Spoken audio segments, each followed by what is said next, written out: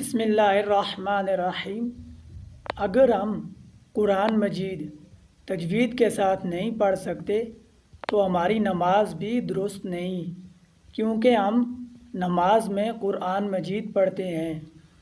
لانے جلی بڑی غلطی کو کہتے ہیں۔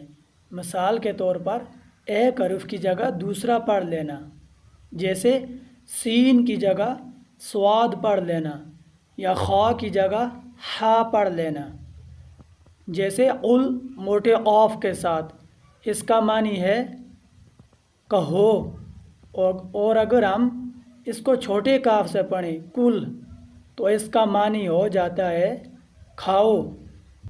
قل هو اللہ احد، ترجمہ کہو وہ اللہ ایک ہے۔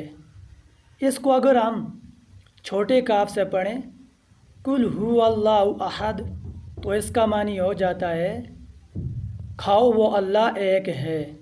توبہ نعوذ باللہ، انسان کفر اور شرک تک پہنچ جاتا ہے، اور اس طرح کی غلطیاں کرنے سے علماء کے نزدیک نماز ٹوٹ جاتی ہے۔ ہم سکھا رہے ہیں قرآن مجید تجوید کے ساتھ پڑھنا، جس کا آغاز ہم نے نورانی قاعدے سے کیا ہے۔ ہماری مختصر سی ویڈیو ہوگی، جب آپ دیکھیں گے آپ کو بہت فائدہ ہوگا انشاءاللہ۔